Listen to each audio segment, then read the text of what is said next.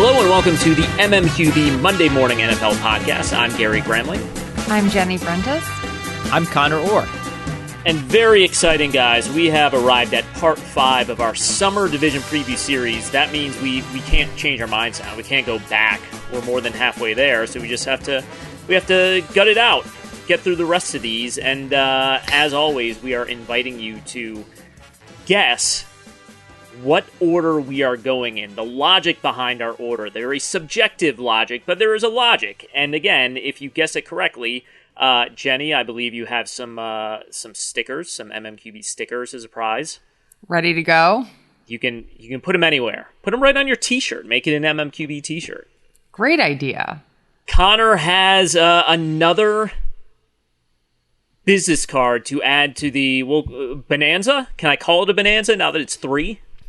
Yeah, I would say this officially qualifies as a bonanza. I will say that when the business card thing comes up, I always kind of look to Jenny, as I always do, for guidance, but I'm trying to read her take on this, and I can see the unit chair in her being this is potentially illegal in some way, shape, or form. So as long as we're okay with me mailing the business cards, I will continue to mail the business cards. But I'm just trying to read, I always try to read Jenny a lot of times when I ask her for advice on stories or unfortunately fashion advice from time to time. You're always trying to kind of get the biofeedback before the actual feedback. So I'm just trying to work my way in here and see what we're cool with the business cards, right? We're good to go here. Yes, I love the business cards. The unfortunate thing, Conor, is that my face naturally relaxes into a face of disdain. So it's definitely very difficult to tell if I actually disdain something or if that's just my face.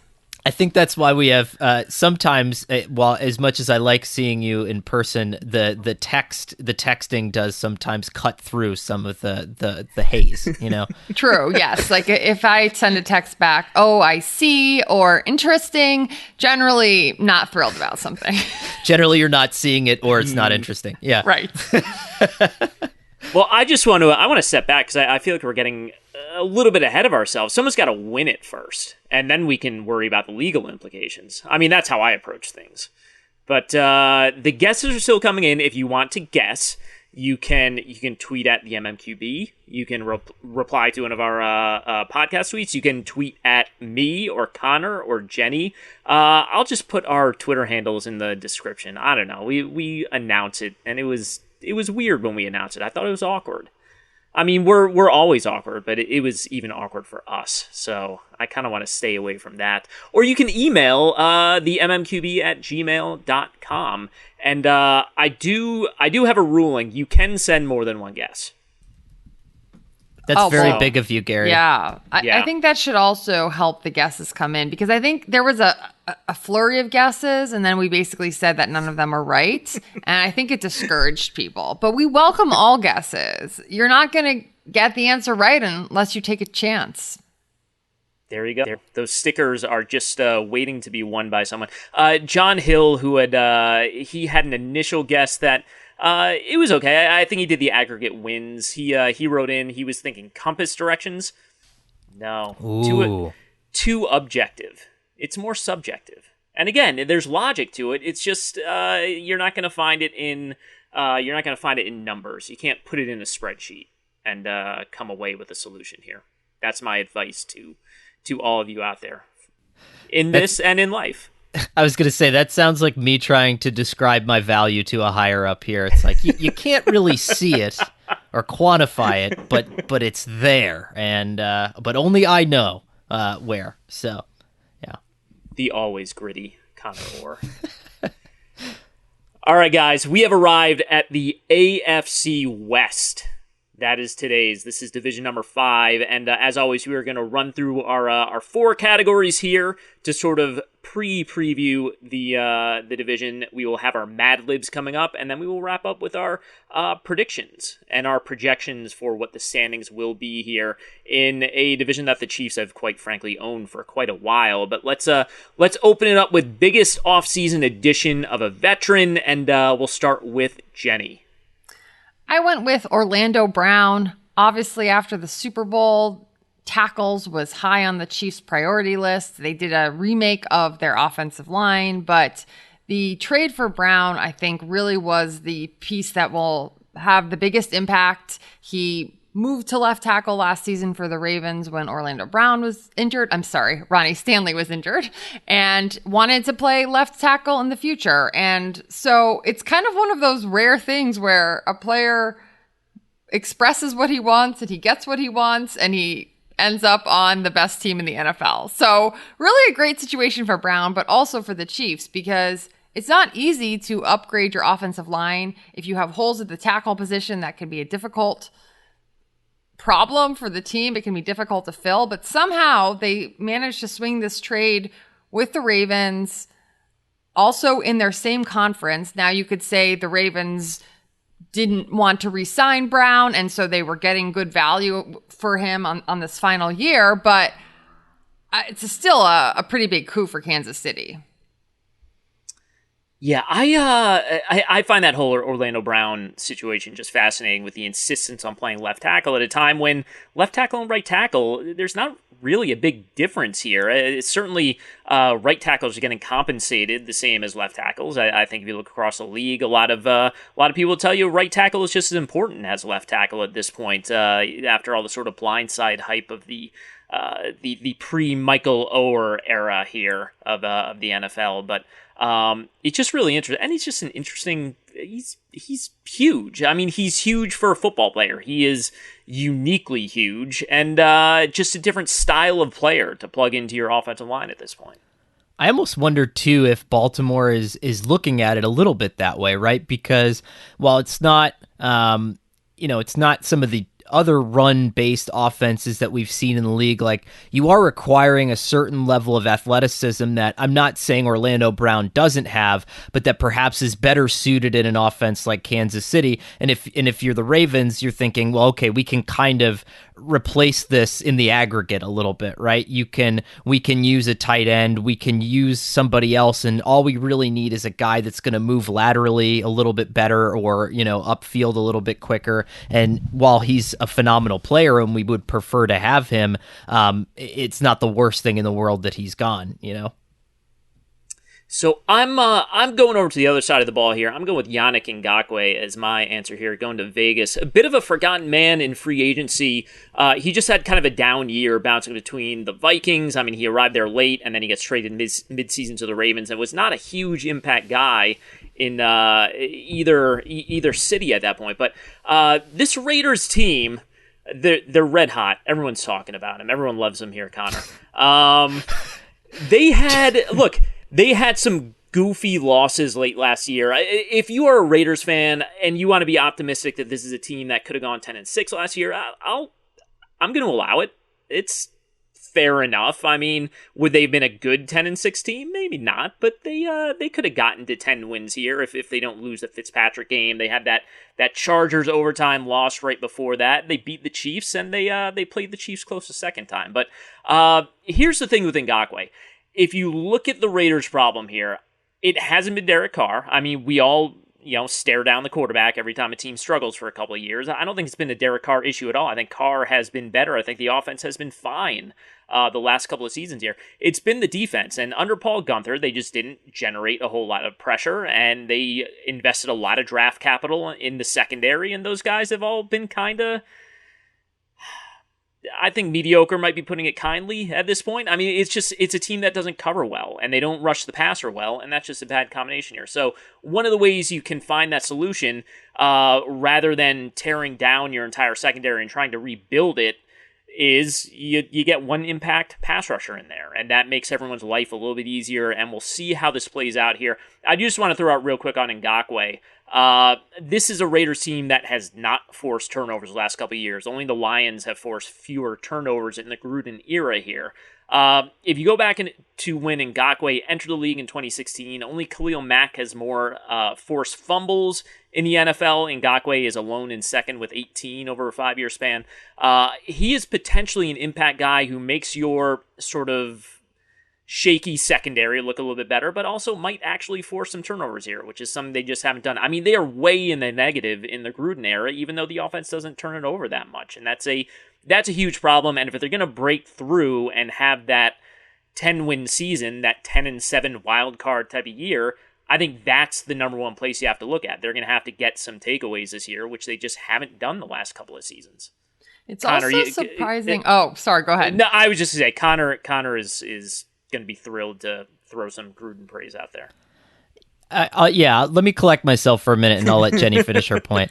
I was just going to say that it's crazy that Ngakoue is only 26 because this is his fourth NFL team. It seems like he is a lot older. So I like the pick, Gary, because you're right. Last year was kind of a strange year for him. He changed teams mid-season, and he really can be an anchor somewhere.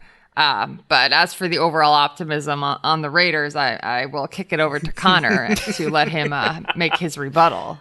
Well, this is the best part of having the podcast on YouTube now is I think that most people can watch me, just the pained expression on my face when anyone's discussing this team. And so now there's more theatrics to it. And I really do enjoy looking at myself on Zoom and seeing how disgusted I can make myself look while Gary's talking about the Raiders. I agree with everything you said about Ngakoue, the player. I can't imagine how they're going to turn this around defensively and how they're going to make this work. I mean, it seems like they just need so much more than what they have. But you're a big Ngakoue guy. This is not the first time. I remember filling in on some Sunday podcasts where you had heaped some Ngakoue praise before. So I do. He stays healthy too. That's the other thing. He rarely misses time. I know he missed a couple games last year, but he didn't miss a game in Jacksonville all those years. And look, he's a little bit limited. He's not going to help you out much against the run, but this is kind of the day and age where you just need a guy who's disruptive here. And if you're trying to, you are very correct, Connor, in saying that there are a lot more issues on this defense than one guy. But if you are going to find one role to sort of make all those things just a little bit better, it has to be a disruptive pass rusher, because it's too much to say we're going to hit a full reset on the secondary. Your secondary is your secondary right now, and that's a shame, but that's what they have in Vegas. I mean, I don't know where Las Vegas could have found a disruptive pass rusher, but imagine it'd be crazy like if they drafted one and decided to keep him, and like maybe he was the best player in the NFL. I don't know, but the search continues.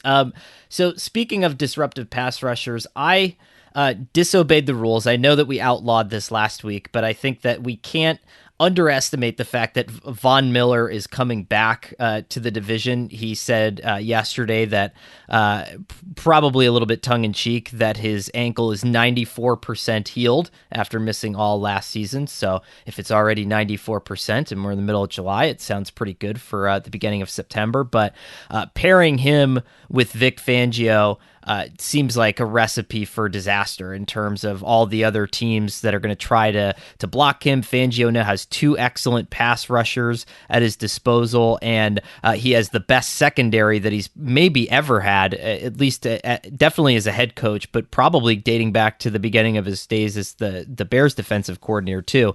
So I think that he could potentially wreak havoc. And yes, Derek Carr gets rid of the ball really quickly. Patrick Mahomes hangs on to the ball fairly long, and who knows what's going to happen with Justin Herbert after when they change the offense. And so I think that having someone like Miller and having Fangio together is going to cause a great deal of backfield disruption. And I'm sneaky hot on the Broncos right now. Like and so I think that kind of goes along with my my optimism.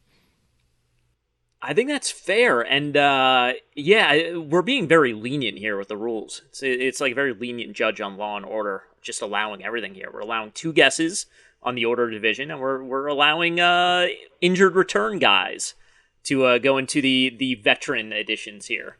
Producer Shelby has the final say, and what he'll do is he'll take my audio track and just rip it out if I'm being bad, and so there's going to be like just a 15-minute blank segment there when I was talking. So All right, well, let's move on to a biggest offseason addition among the rookies, and I'm going to say in Denver here with Patrick Surtain II.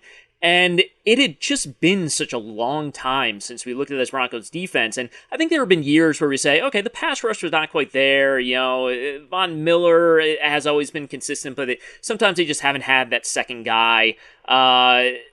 The secondary, for the first time in a really long time last year, just really struggled. I mean, the corners were just not very good. They brought in A.J. Bouye, he just didn't work out, and they had a rash of injuries there. So it's going to be on paper an excellent unit. I mean, we know the safeties are really good. They have Kyle Fuller, they have Ronald Darby. Surtain looks like a guy who's probably going to be targeted early and often here, and he's going to have to basically step up right away. And on top of that, you get a little bit of extra pressure here because I'm sure a lot of Broncos fans, as the draft played out, were seeing Justin Fields sitting there on the board and saying, well, why don't we go get Justin Fields and maybe solve this quarterback problem that has been an issue for the past 5 years. They opted to go with the cornerback, and Surtain is a good one, and he's going to have to sort of deliver right away here with a defense that is, again, really good on paper, but also probably entering kind of a twilight, contention window closing type of place as far as this franchise goes. I'm trying to think of who would you say is the last, well, Darrelle Revis, obviously, but like the last rookie corner that came in and was challenged with a heavy workload and handled it really well. Like maybe you would say Lattimore in New Orleans. I'm trying to think of like somebody who wasn't average and then became great. You know what I'm saying? Like it does seem like that's sort of the bell curve for most rookie cornerbacks at least. No, Lattimore definitely.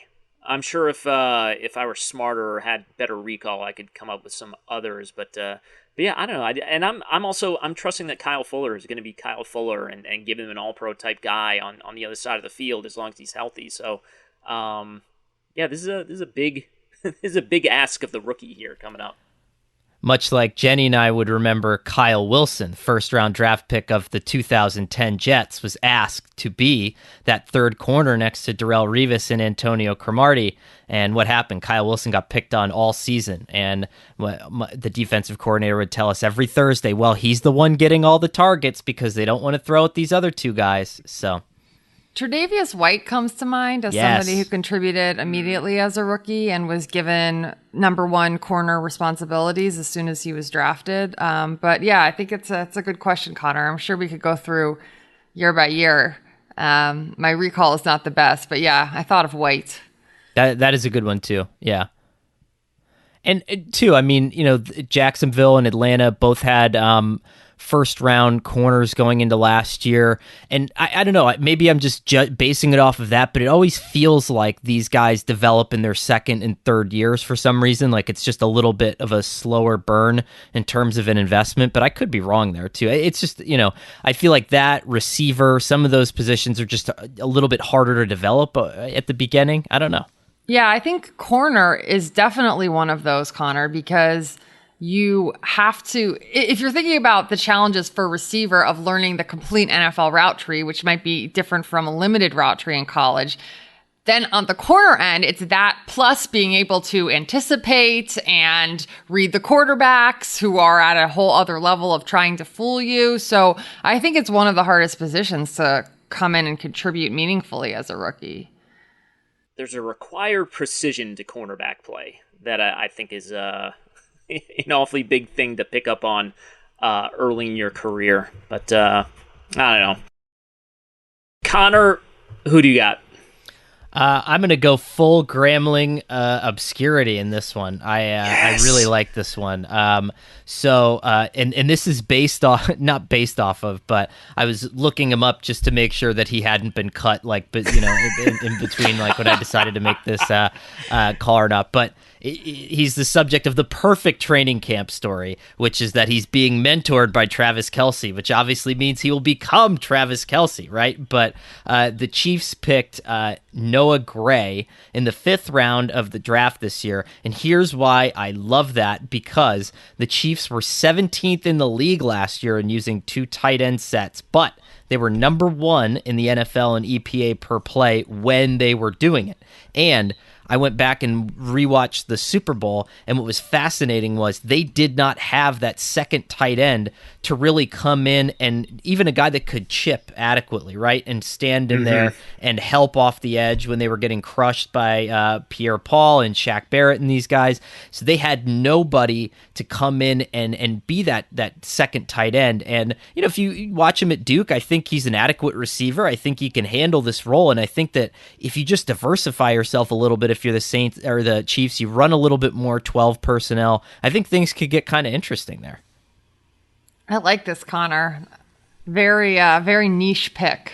I've been accused of, when we used to cover the Jets, I would every year be accused of becoming obsessed with some undrafted free agent who would make like a really good play on like the 3rd day of camp. And like I would ask the coach about him, and then everyone would laugh at me and be like, this person is just literally here to warm the seat until somebody else. And I was, no. And, you know, but every year it happens that way. So no, I hope that I'm wrong. I would say the only time I hit on that was probably Damon Harrison. Because he was like a Jets training camp invite from William Patterson or something like that. But all other times this has failed. So no, I hope that I hope I'm setting you off in the right direction here. I was going to say go ahead. That ramps up the pressure on Noah Gray even a little bit more there. So Connor, that's right. Sports Illustrated has a spotlight on Noah Gray, looking for big things this season. I went with a very obvious choice, Rashawn Slater. I think the Chargers got pretty lucky that he was still there when they picked number 13. Because Penei Sewell lasted all the way to the Lions, then it sort of, the dominoes lined up. I'm not sure what expression I'm going for there, but it basically bumped down the tackle. So if Penei Sewell had gone higher, then I thought the Chargers might be taking Christian Darrisaw, who didn't go until 23 with the Vikings. But the way everything lined up for them, they got the second best tackle, and it was the most extreme position of need. I think the Chargers are really lined up to continue to build on Herbert's success last season, and the biggest piece of that for him is to have strong protection. And Slater will be able to, hopefully, in their minds, they needed to get someone that they thought could do that right away. Yeah, he's and I am going to allow the dominoes lined up. I think that's perfectly fair right there. Thank you. So Slater, who is immediately, I don't know, every time I see a short-ish left tackle, I think Joe Thomas type guy here, and we'll see how this plays out here. But I mean, look, he sort of earned his, I don't know, draft shine because he won that one-on-one matchup with Chase Young the last year he played at Northwestern. So you would think a guy like that can probably come in and contribute pretty early, even even in a scenario here where he didn't play in 2020. And too, it's not like the Chargers haven't been loading up on super heady veteran offensive linemen that he can, pair himself with, work with all throughout camp. Like, I think this is a really good situation for them in general. The Chargers, in terms of like their luck with injuries, are kind of in this like dark magic burial ground sort of situation, especially with offensive linemen. But if they can all stay healthy, I think this is one of those like no-brainer building block situations for them where they can kind of really hit the ground running. Yeah. Most valuable non-quarterback in the division, and we'll go with Connor first. Well, you guys were right, so you picked the right person. But I decided to go for a little bit of a different flavor and just say Joe Bosa with the Chargers as well. Just again, I mean, a destructive pass rusher in a division where we've seen what that can do. Not necessarily with Las Vegas because they do get rid of the ball so quickly, but Bosa plays the run incredibly well, so I think he's just valuable across the board and does a lot of really great things. We saw kind of their splits when he's not on the field. It's pretty obvious what he can add to any given situation, and he's only getting better. I mean, some of these guys you can roll your eyes at the whole lineage thing, but some of these guys really do sort of get much better and in a much shorter period of time than other players who don't have that kind of experience. And so we'll see what happens. But I think that Bosa is on track for a really good season this year. Well, as you referenced, Connor, Gary and I have the same pick. Now, I did offer in the Google Doc to say Chris Jones for variety, but the reality is I went with Travis Kelce, who is one of the most valuable non-quarterbacks in the entire NFL.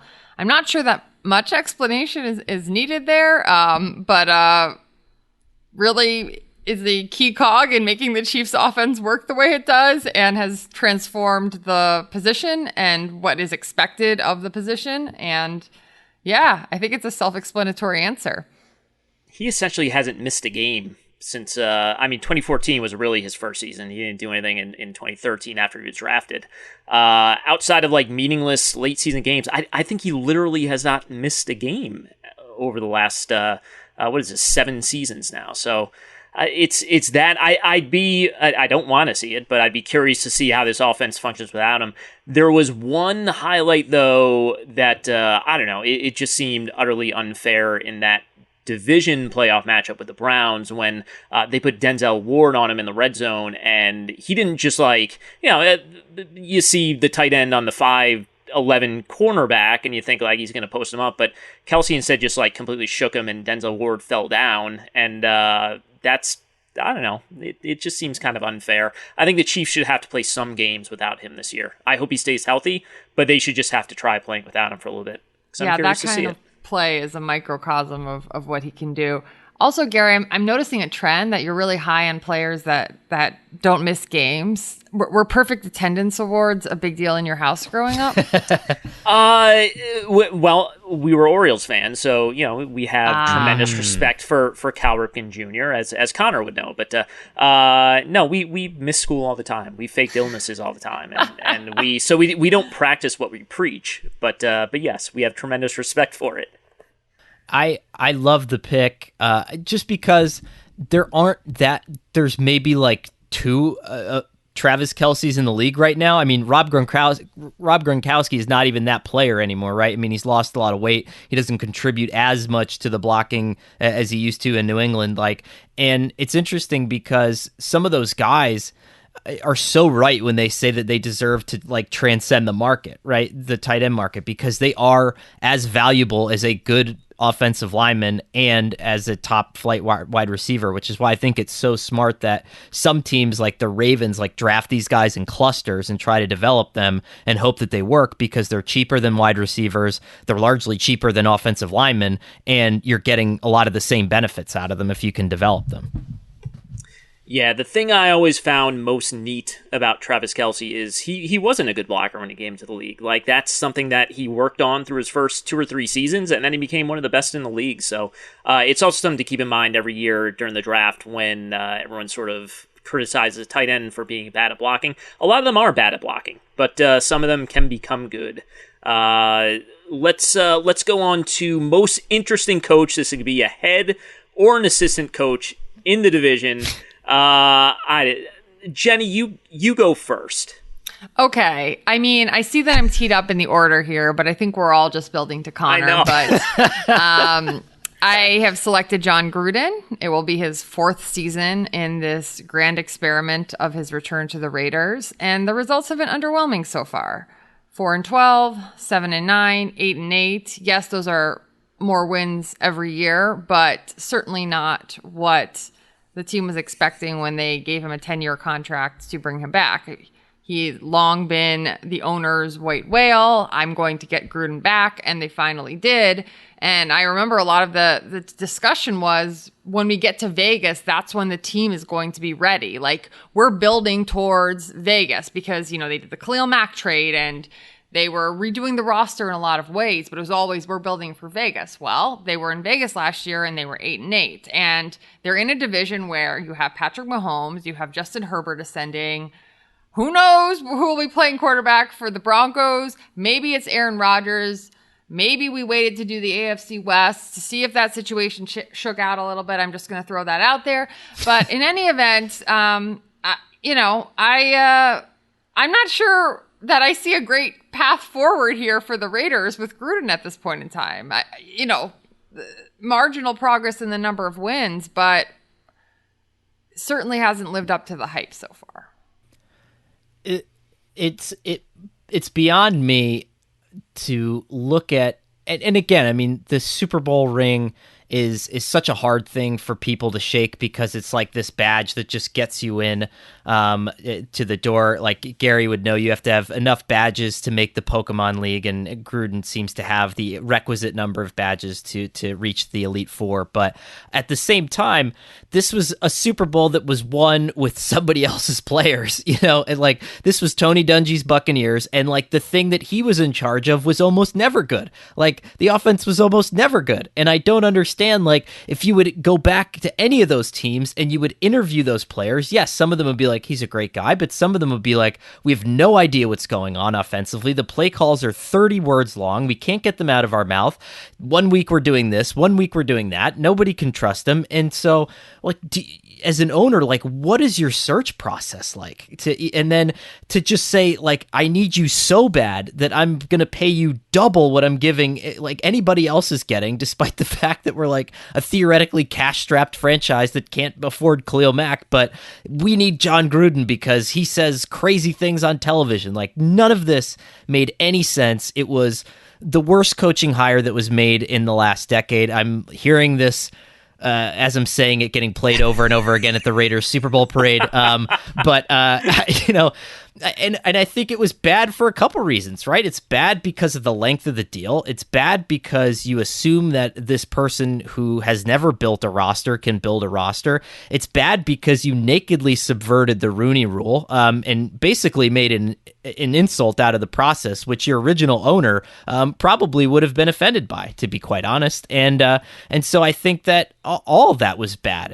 I thought it was just a terrible moment for the NFL, and it's not, there's some cool things that he does that he learned throughout his time. Every 6 days there was a feature on his little strip mall film session place that he was working on and doing a bunch of cool stuff on. But what else are we getting here? Like there's been no payoff. Maybe he'll like Gary because he said that they should have gone 10-6 last year, but it's 8-8. Like that's the best we've gotten so far, and no other coach is getting 3 years there. Every other coach was getting fired after year 2, but you can't do it because the contract is so long and so bad.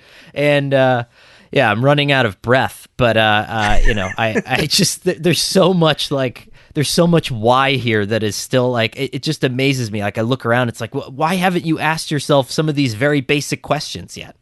So in case anyone who's listening is wondering, Conor also picked Gruden for the most interesting coach in the division. Yeah. Interesting was, I guess I didn't read the word interesting. Sorry. But yeah.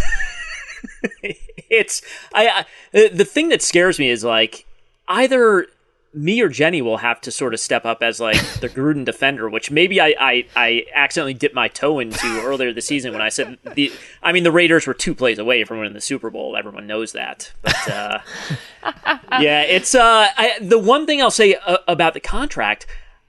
Do you think Mark Davis, if Jon Gruden had 1 year left on his deal, do you think Mark Davis would want to do anything? Like I don't really know if there's a scenario. I think Mark Davis is just happy having Jon Gruden as coach, and if they win games, great. But it's sort of more fun to have Jon Gruden as his coach, is how he's viewing it. Yeah, that's a good point, Gary. He chased this guy for so long. They have a close relationship. It was the guy he wants as his head coach, and so the 10-year contract is influencing decision making, maybe, but your point is not really, because this is the guy he wants as coach and that's it. The white whale, some might say, has turned into an albatross, but maybe not for Mark Davis. It's just like owners are just the worst. Like, they're just the worst. They make horrible coaching hires year after year and then just blame everybody else for their problems. They hire search firms that just say, oh, go hire the defensive coordinator of the team that just won the Super Bowl. And then you have, Mark Davis just being like, I just need the guy that we traded away 10 years ago because he wasn't good enough to do it then, but definitely is now. I don't get it. I just they need to replace owners somehow, and I'm working on a solution for that. Let me workshop that, and I'll get back to you.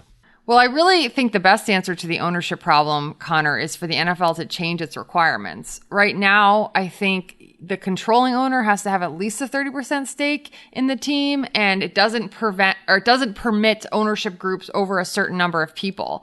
And we see in a lot of other sports leagues, perhaps by necessity, like the NWSL has had a lot of like aggregate ownership groups, which has brought a lot of buzz into the franchise. And obviously that's a league in a very different position.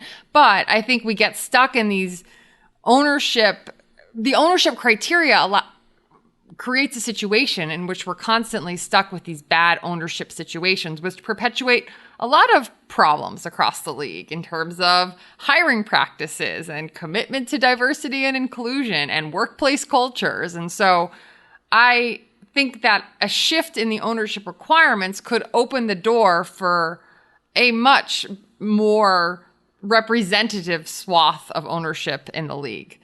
But really, what we're all waiting for is Gary's answer to the most interesting head coach in the division. Gary.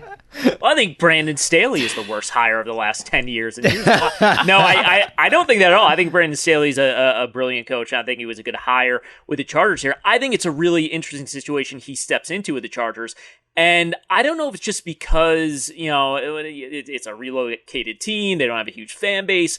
I feel like just the franchise as a whole has kind of skated. Anthony Lynn did a nice job there. They didn't really give him the infrastructure he needed, though. And there's just always been this sense that, like, the Chargers are, I don't know, just happy to be competitive and just happy to, hey, they made the playoffs this year. Like, what a nice team and all that stuff.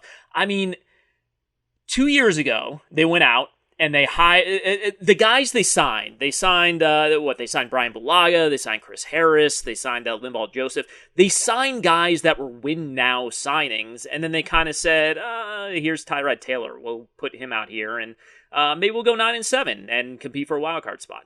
And then they figured out they had, possibly, a all-pro caliber quarterback in Justin Herbert. So you have the quarterback now. You have the roster around him. This team should be talking about basically making a run at the Chiefs here. I mean, they should be on that second tier with, whoever you want to put up there, the Bills, the Ravens, the Browns, maybe, the Colts, maybe.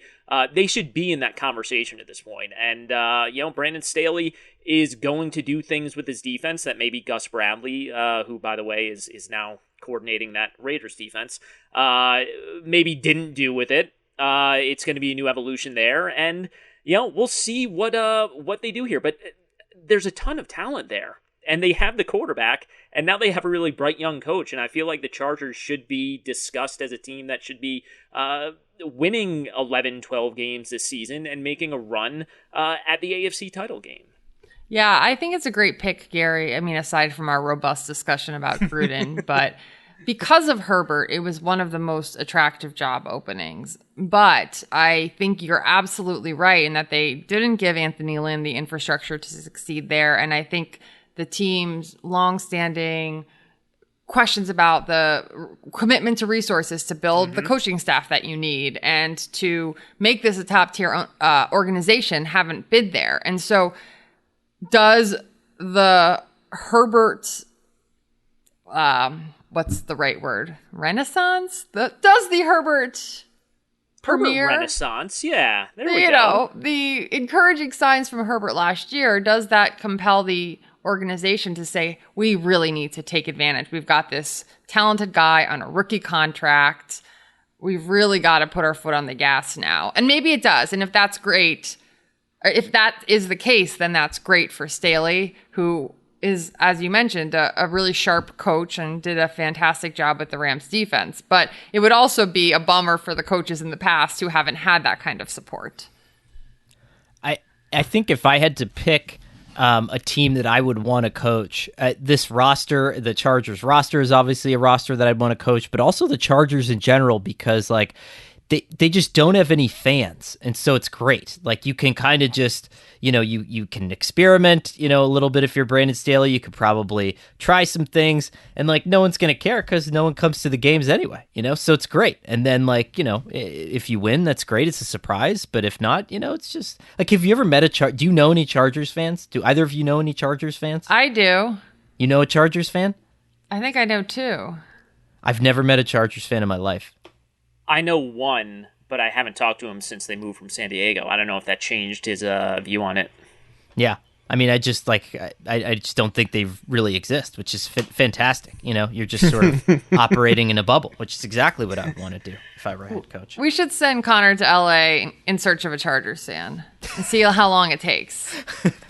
Based on some of the home away splits when they were playing in the soccer stadium, it would have taken me a while at a home game to find something. Right. Yeah.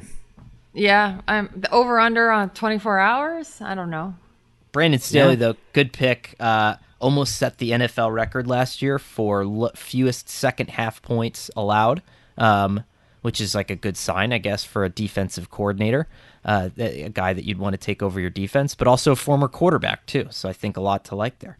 Also coached every game. Yeah. So high in Gary standards. Yeah. He did.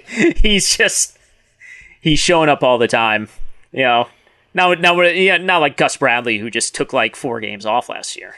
Gus Bradley didn't do that, by the way. And we'll see what Gus Bradley does in Vegas. I almost forgot he's in Vegas. That's how overwhelming Jon Gruden is. All right, it's that time of the show. Connor, let's do the Mad Libs. All right. Again, trying to get a firm grasp on the English language here. Parts of speech, nouns, verbs, adjectives. Who knows? So we're working on all this as we go along. So I'm going to, Gary. How familiar with the MTV California-based reality series The Hills are you? Not at all. Not at all. Great. Okay, Yeah. So Jenny, I'm going to need you to go first. If that's okay with everybody. That's great. This is in my wheelhouse. Yeah. Perfect. Jenny, I know you're familiar with The Hills. You and I have discussed The Hills. Yes. On various occasions. So we share poor reality TV taste, Connor. So I'm really glad to get this, It has opportunity. to be a Gruden thing. It has to be a Gruden thing. Okay. So, Jenny, what is your favorite thing to do on Halloween? Go trick-or-treating. Go trick-or-treating. Okay, great. Perfect. Gary, what would be the adjective that you would use to describe, how like there's that one really wealthy kid at your high school who has a really nice car. What's the adjective that you use to describe the car?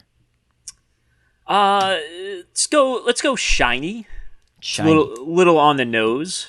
It was the 90s, though. Everyone had shiny things, like cars. SUVs were big. I've made a lot of age-related digs at Gary on this pod, so I'm guessing Ford, like a Bronco? Is that kind of what we're looking at here? I feel like the Ford Explorer was getting really big. Okay, so post-Bronco. Yeah. Nice. Jenny, name in your mind the most seminal character on the MTV California-based reality series, The Hills. I like the specificity of the introduction there, Connor. I'll go with Lauren Conrad. Lauren Conrad. That's great. Now has her own clothing line. Often at Kohl's. Just to provide information. Is she the one, I'm going to sound out of touch, but was she the one that used to be married to Jay Cutler? No, that's Kristen Cavallari. Who is also on The Hills, correct? Yes. Mm-hmm. Well, less so, but yes, they both were. Kristen came on the hills later, it was like, she's back in town. She had been on Laguna Beach. Laguna Beach. Yes. That's right. Okay. Yes. Got it. Gary, your favorite menu item at McDonald's? The chicken selects. Maybe not a true McDonald's menu item, but I think it's the only thing I eat there now. I don't even know what that is. Yeah. When was the last time you've been to McDonald's, out of curiosity?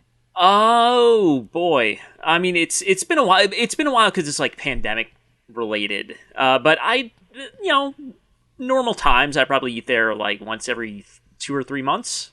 I would say that's pretty standard, right? Yeah. I think I usually will get some like French fries on a road trip or something if I'm like driving. And the chicken selects, by the way, Jenny, they're you have the chicken nuggets, but the chicken selects are like that's the nuggets with class. It's like the strips. Wow. Yeah. Okay, got it. For those of us with a little more sophisticated taste, we get the selects. So. Sophisticated palate, Gary. Yeah. Make a mental note of that. Yeah. They're like the nuggets you would get at like a buffet at a baptism. You know what I mean? Instead of the round ones. All right. If you ever find yourself in that scenario where you have forgotten to cater your baptism and McDonald's was your only option, you get the selects. You would load up. You would say, like, give me 40 orders of the selects, and no one would know. It's a good commercial right there for McDonald's. Totally. Should submit that. Okay, Jenny, what would you call, you're on the train from Newark to Penn Station, which I know you've taken many of times. You look out your window there and you see that sort of, let's call it sort of that desolate, wet, damp, unbuildable land. A wasteland. Wasteland. That'll be good. Perfect. Okay, number 6. Gary, your favorite Disney princess? Oh, Belle. That was a quick answer. Yeah. Yeah, I mean, Moana's very good as well. But Belle's like the most resourceful. She's the smartest. She's the most well-read and most, like if you were making a spider chart for all of the Disney princesses, I mean, she would sort of check off the most marks there. Interestingly, Gary also kidnapped his wife's dad and was a beast, and then his wife came and turned him back into a human. So I think that explains a lot of the connections there. Can really relate to the backstory, yes. Jenny, give me a big box office supply store. Office Depot. Office Depot, solid. Okay, Gary, an adjectives that you would use to describe a beautiful, benevolent king or queen who rules over a pastoral landscape with grace and dignity for years. Let's go with regal. A little bit redundant, but we'll go regal there. Nice. Do you like the specificity of these clues this week? I do. Look, I wasn't going to bring it up, but wasn't The Hills scripted? Wasn't it like faux reality? It wasn't really reality. Was my impression. I've never seen it. So well, the final scene they cut away, and it's like a movie set, so they're leaving you with the question of how much was reality. Okay. Wow. I don't know if this will stand up to a fact check, I guess is all I'm saying. Producer Shelby says it's scripted, so we'll trust Shelby on that. Standard operating procedure for a Conor or produced thing. We're just not sure if it's going to hold up to the fact check, which is exactly what you want. Jenny, what's the worst part of a horrible plane ride? I would say the turbulence. Okay, perfect. I actually was on a plane this morning, and I had a cup of tea, and there was quite a bumpy landing, and I didn't expect that the tea would splash all over my pants. Oh. Yeah, so that was the worst part of today's plane ride. Ooh, that's not pleasant. That's very specific, though. That was very specific. So I just more generally went with turbulence. I was going to say, if you want, I can make it the time the tea spilled all over me. I can do that. But okay, great. Let's do it. And made it look like I wet my pants, essentially, was the implication I was going for there. Okay. So, yeah. I can get that all down. You can just add that in. We can just be really specific here. I can get that all down. That's perfect. And then, Gary, The sound you make when a friend makes a radically irresponsible career path change and you're trying to be supportive, but you obviously cannot hide your internal horror. I think this is my second sound one, but if you can capture this, it's the tug on the collar, and it's the like like that. Does that start with an N in your mind, or lots like of N's? Lots of N's and G's. N's and G's. Okay, maybe a little like type of yeah. Okay. I'd sort of written down like like Neuuuuuuuh. Yeah, so. Yeah. I think that'll do it. Okay. That works. In my mind, I was thinking of the times when Gary is mildly disappointed in something, but doesn't want to come right out and say it, and he goes, "Okay." I always get from Gary. I get an mm-hmm. That's what I get. Like it's like a let's wrap it up. This is not good in any way. Oh, I feel like the mm-hms from Gary are affirmative. I've always this is something that I need to work on, but I assume that it's like this is boring me and we're not getting anywhere. So let's just move on.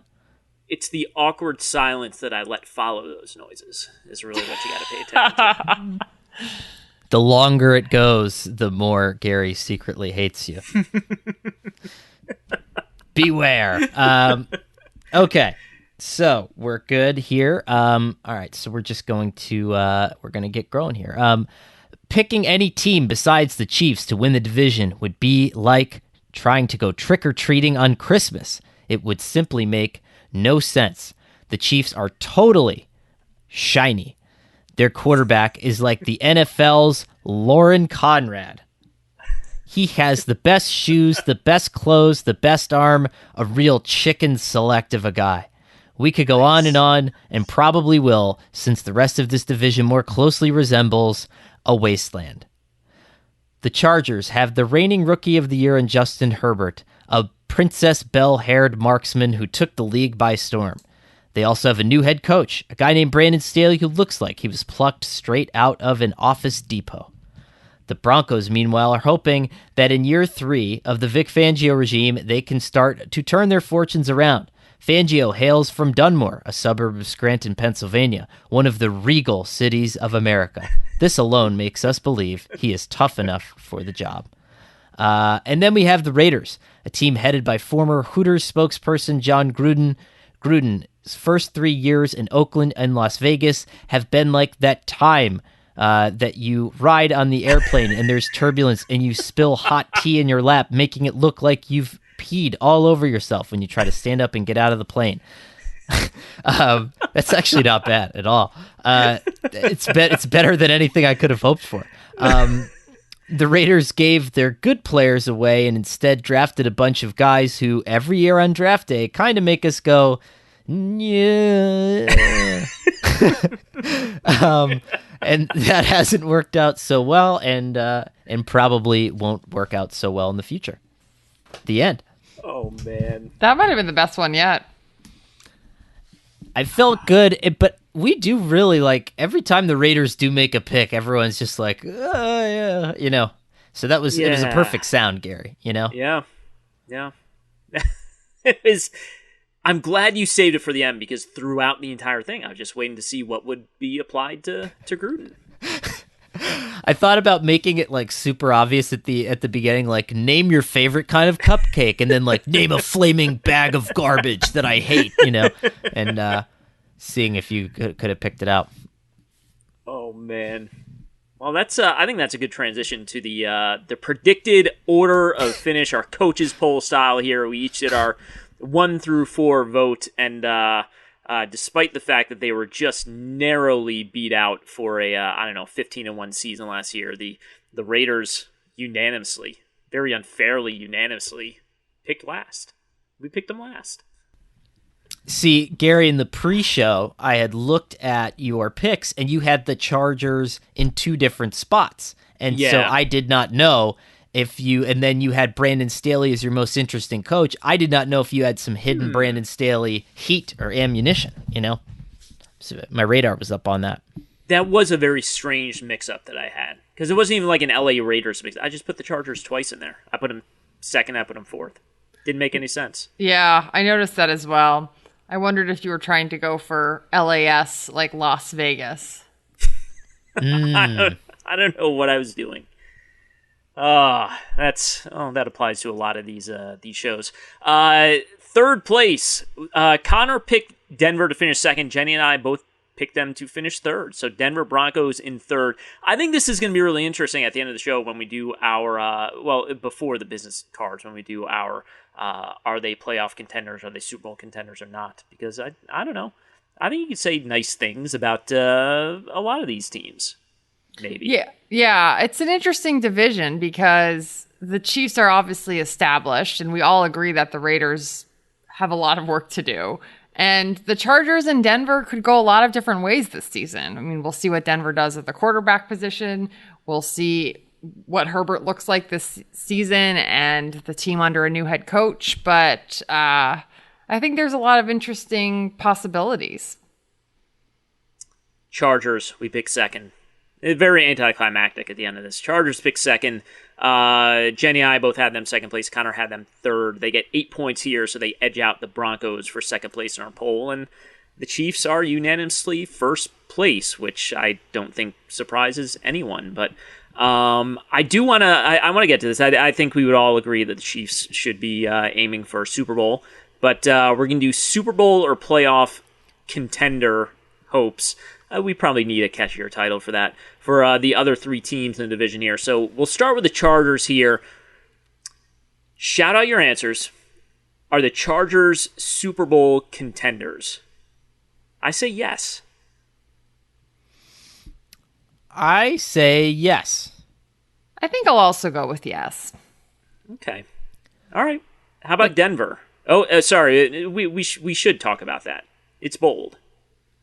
It's bold, but it's the right time, right? There's like a coach with very little in the way of tendencies, right? We don't really know what he's going to do. And so I think that's always difficult for other teams. It's a coach that changes things a lot, especially in the second half of games. So he doesn't really, there's really not a lot you can kind of pin down on him. And, it's interesting, like a couple years ago when, legalized gambling open here in New Jersey, I'd asked like a professional gambler like what you look for, and he said exactly people like Justin Herbert. Like that's sort of like if you're a Las Vegas shark kind of gambler, it's that second and third years out of a quarterback.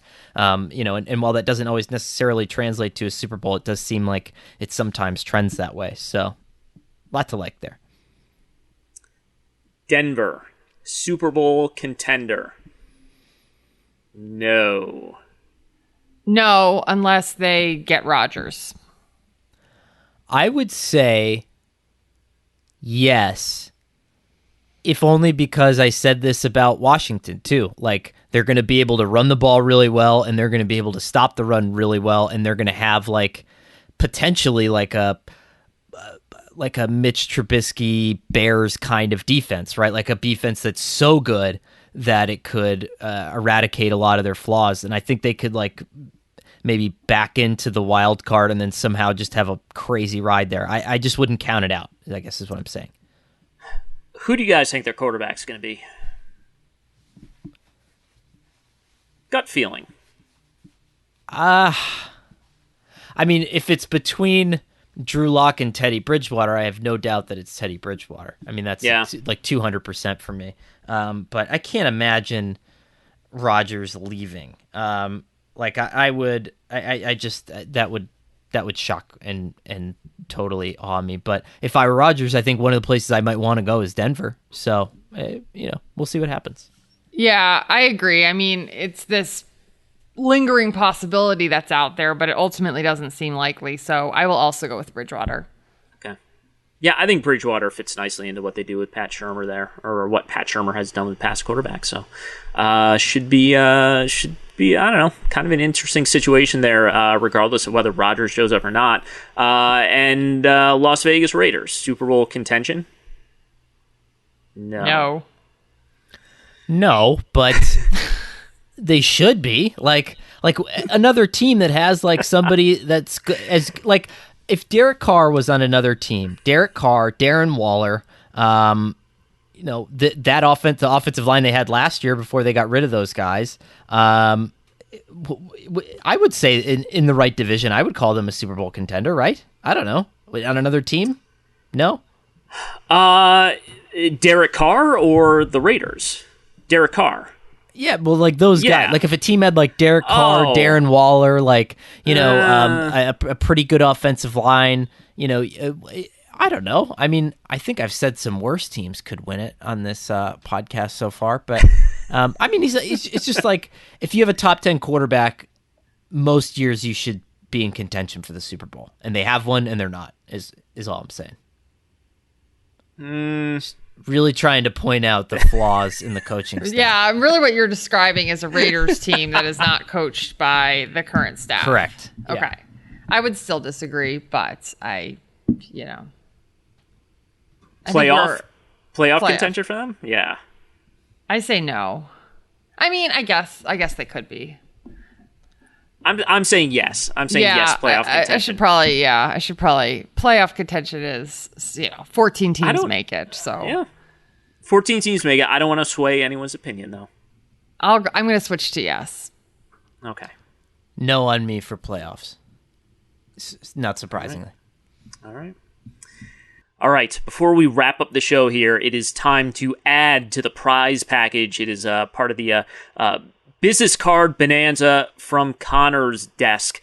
That is going along with the Jenny Rentis MMQB stickers. We will honestly mail this stuff to you if you guess it right. You are trying to guess why we are going in the order that we are going in with these divisions. And again, just think very subjectively. And if you have a guess, you can guess as many times as you want. You can tweet at us. Our Twitter handles are in the podcast episode description. You can email the mmqb@gmail.com. You can call us or text us if you have our number. You could just yell it outside your front door and see if someone picks up and passes it along. But Conor, it is time for the third business card to join the jackpot here. We have the fight lawyer was the first one, and last week was what was last week? The guy who installed my Windows. Right. Okay. All right. And, What's joining them? So this week, I think this might be the biggest one of all here. So drum roll here. A card for one free cover at Blue Nightclub, 240 South Meridian Street, Indianapolis, Indiana. I just checked. Blue Nightclub is still open. 3 out of 5 stars on Yelp. Sam B of Indianapolis says on Yelp, the bartender stole my credit card. Sketchy AF. So oh boy. So that is one review. But Jay from Los Angeles says this establishment is more of a dance club than a lounge. There really aren't too many people there. The type of music played on the weekend is mainstream dance music that you hear on the radio. And so that's what JL says. And, so, yeah, there's a mix of good and bad here. So. All right. Well, this has real value, especially Combine weekend. If people want to go to Club Blue, Conor has the tickets. Just watch out for your credit card. It comes with utility and possibly some sort of identity theft. If you're going to be in Indianapolis around the same time, I will take you instead to Napoli's Pizza. How about that? So if you win and you really want to go, we can go get some pizza together. So we are really amping up the value on these prizes. Send your guesses in. That's right. The MMQB Monday Morning NFL Podcast is Jenny Rentis, Conor Orr, and me, Gary Gramling. We are produced by Shelby Royston. SI's executive producer of podcasts is Scott Brody. Thanks, as always, to senior producer Dan Bloom, the one person we know for a fact listens to the show every week. Mark Mravik is emeritus editor of the MMQB, and Andy Benoit is the founder of the MMQB NFL Podcast. Be sure to subscribe to this feed on Apple Podcasts, and once you do, please leave a rating and review because it really does help other people find the show, which is also available on Spotify, Stitcher, SI.com, and wherever else you listen to podcasts.